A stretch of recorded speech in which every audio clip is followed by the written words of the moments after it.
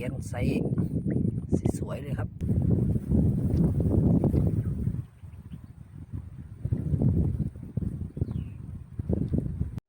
ฝากกดไลค์ กดแชร์ กด Subscribe ให้ด้วยนะครับ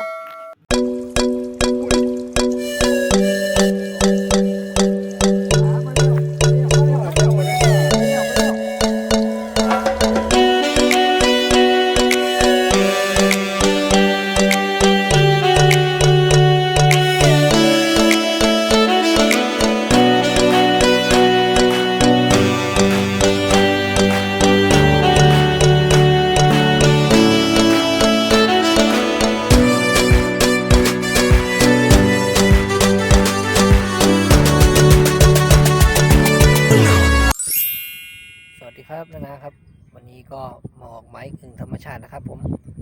นี่ก็เป็นไม้ที่เขาให้ตกนะครับผมนี่ครับตอนนี้ก็ตกเป็นระยะ 3.6 นะครับผมตกไม้ตายตะกั่ววิ่งนะครับเดี๋ยวมารอชมกันครับว่าจะมีตัวหรือเปล่าครับรอชมกันเลยครับมาครับมาเริ่มตกกันเลยครับ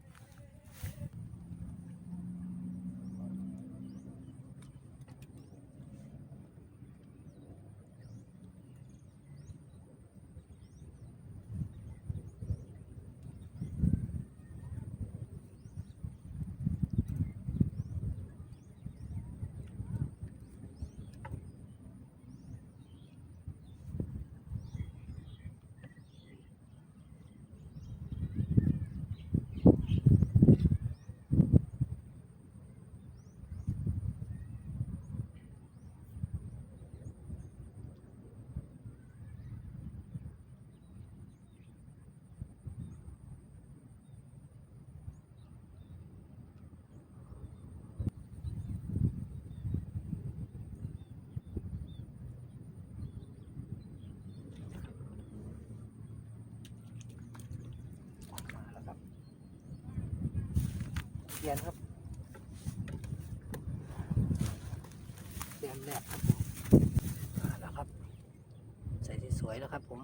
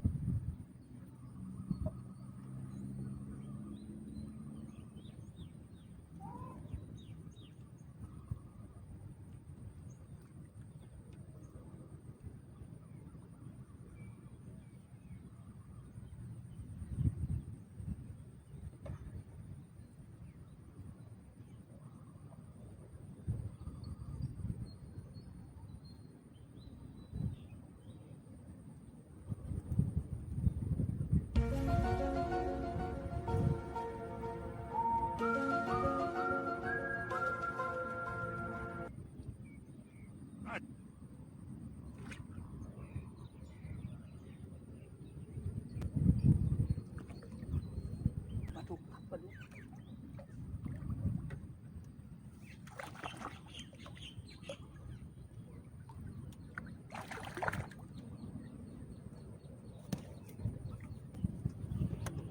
มาแล้วครับปลาดุกครับผม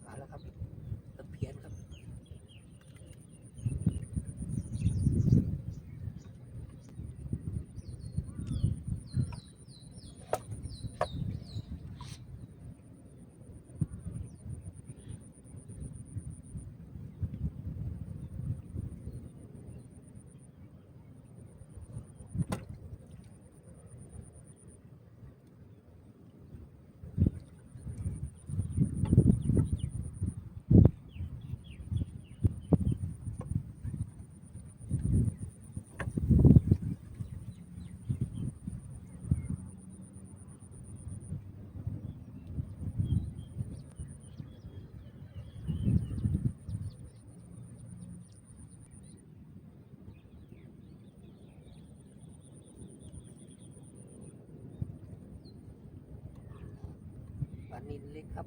ปล่อยนะครับตัวนี้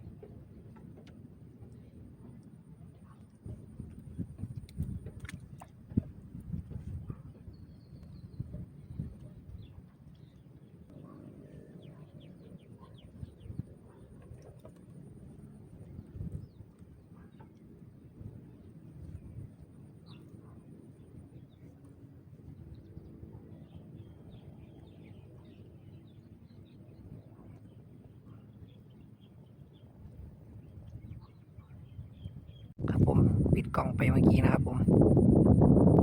ต้องปิดกล่องไปนะครับมาแล้วครับตะเพียนไซส์สวยๆเลยครับ หลังจากปิดกล้องไปนะครับนี่ครับผมไซส์สวยเลยนะครับผม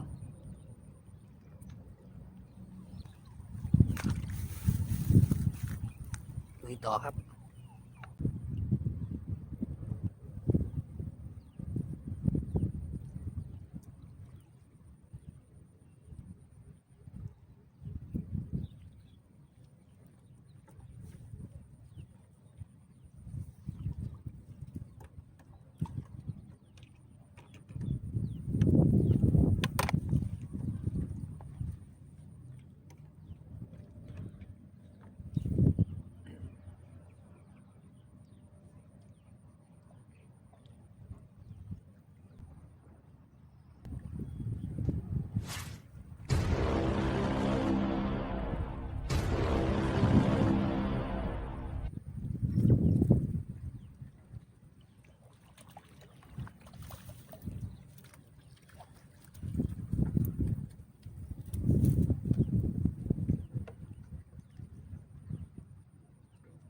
ไซส์สวยเลยครับไซส์นี้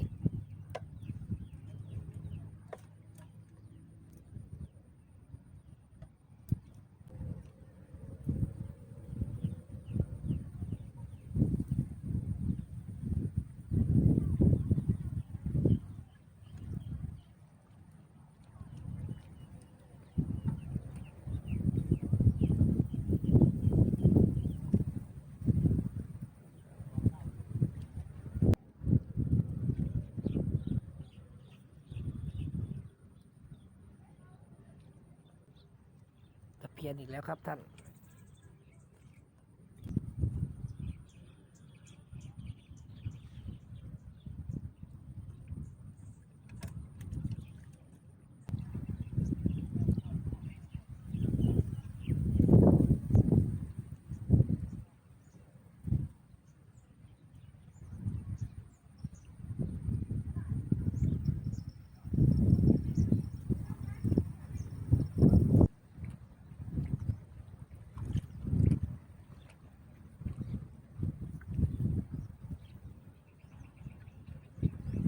ตัวนี้ปลานิลเลยครับ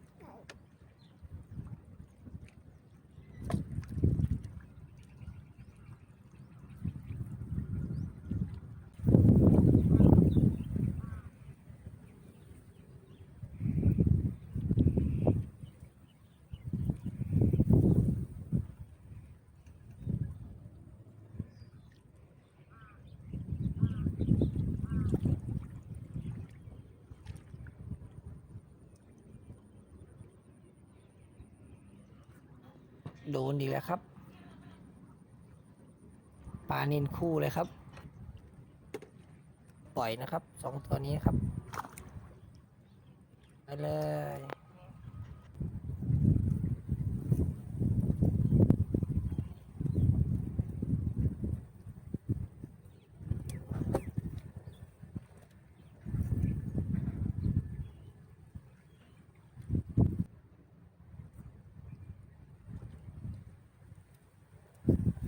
มาอีกแล้วครับ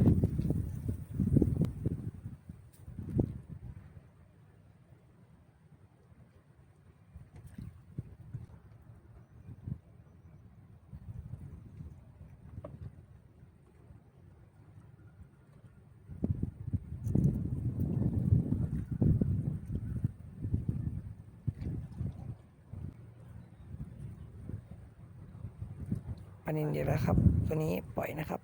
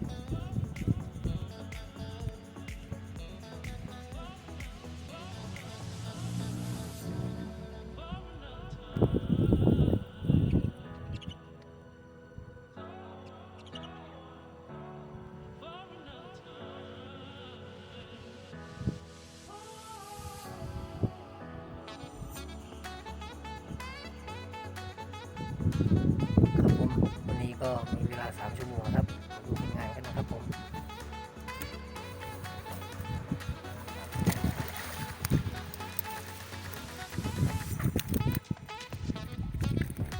พอได้ตัวนะครับผมติดตามด้วยนะครับเชียร์อยู่ไว้ไหมครับ